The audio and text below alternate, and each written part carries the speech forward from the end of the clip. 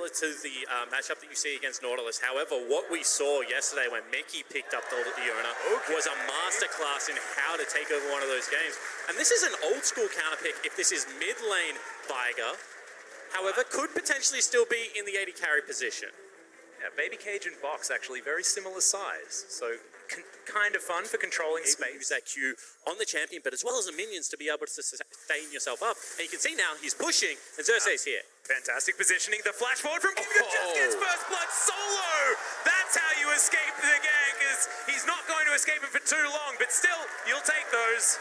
Yeah, certainly will. You know, the only problem here is his wave is not in a great spot. That's a full HP cannon.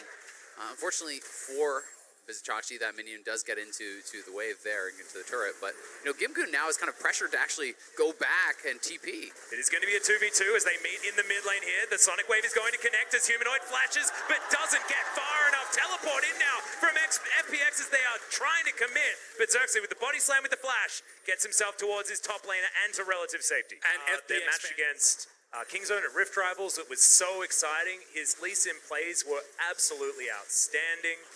Really exciting to see, and this is exciting as well as Humanoid down towards the bottom side. The man in question is forced underneath this turret. The Baby Cage is beautiful. The double play back, and they're executed as Splice a gorgeous turret dive.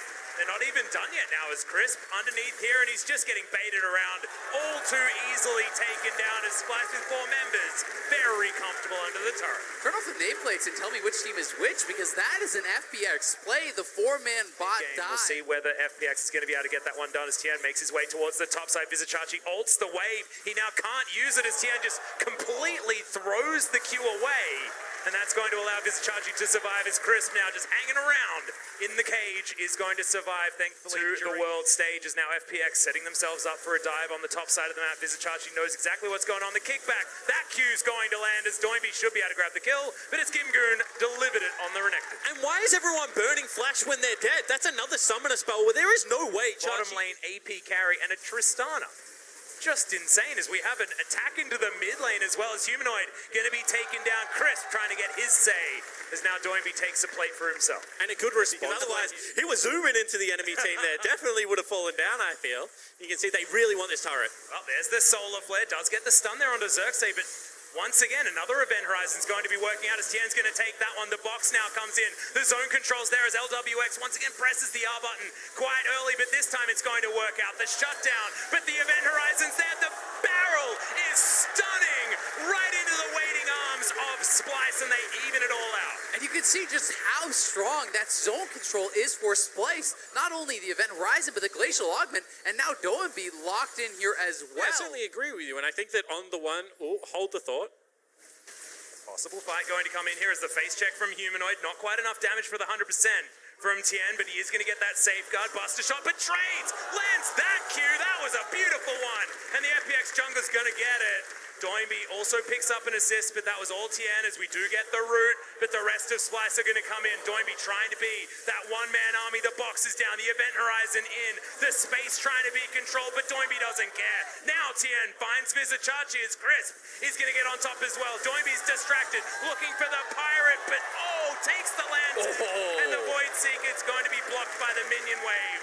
Splice narrowly avoid disaster. Yeah, Doinby flexing those. Drake as well, flexing like you say. Their advantage as Tien's going to land a Q, but he's going to get hit by the hook. Just destroyed where he stands. The rest of Splice able to get out of there, but do they even want to as they're winning this fight? Solar Flare is decent, but Humanoid says goodbye, Leona. And Gimgoon has to run the hell out of the way. Humanoid says no as he flashes after him. The exhaust is going to come in.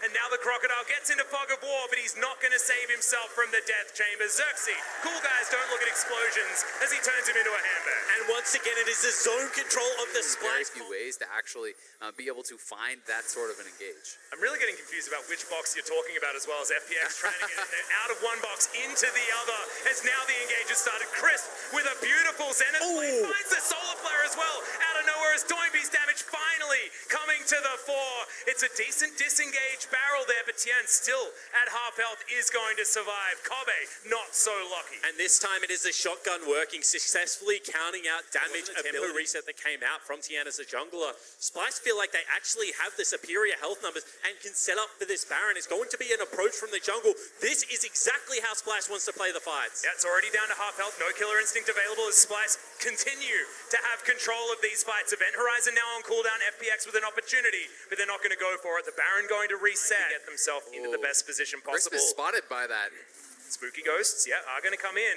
The Glacial Augment, and immediately Splice going to dive on it. Everyone avoids the Solar Flare, and the cage is just too much for the support on FPX's side. And once again, really well set up. We keep mentioning it, but Kobe's utility in this game is so high, and that means that the Baron Force now is available. Teleport will have to be burned here. Yeah. 50% health bar now onto this Baron. You can see that Splice do want to turn if they find anyone. They don't want to go over for the the wall. 50-50, but it looks like they might just have to, as Gimgoon already prepped the ultimate. Looking to try and get in there. We've seen this before. There was Tien early into this pit. Oh! Somehow the burst didn't work out, and now the dive bomb comes in. The shotgun into the backline, and there goes LWX. The fadeaway on the Void Seeker as well as Kobe. Hit by the Sonic Wave and destroyed. Ace for FPX. Chinese first seed finds the team fight, finds the Baron, and they'll run it up the mid lane. And LWX rights all the wrongs of day number one, is able to come in, pick up the triple kill, and they will push their way into the base. The wheels fall off for Splice in the 4v5. They get ace. They lose the Baron. I thought you were going to say lose the FPX. base. That would have been the rhyme there, Isaac. You were so close as Doimby cleans up the Syndrome, just leaves the Sonic Wave there. They'll take their pick on the Tristana and now Splice. 4 versus 5. They get the hook onto Tien. Is the combo going to be enough? He has a GA and doesn't even need it as Xerxes has to go into his Zonya's Crisp right into the middle of the fight, but LWX is free hitting, able to get the damage down. Double kill already. Doimby only missing a bit of his health bar, and Gimgoon is a one-man wrecking crew. FPX dominate the fight. The hook lands, but that is not one you wanted to follow. And that is a huge fight for them. You can see LWX immediately running mid lane to try to push up this minion wave. We'll see how much they want to go for. At minimum, they take mid and hip and can go back to the Baron. At maximum, they can try to continue the push here as Kobe is still dead. It looks like they're posturing for the end. Yeah, looks like they're thinking about it. They don't want this game to go on for too much longer. 20 seconds on Kobe, but that barrel was fantastic. The kickback!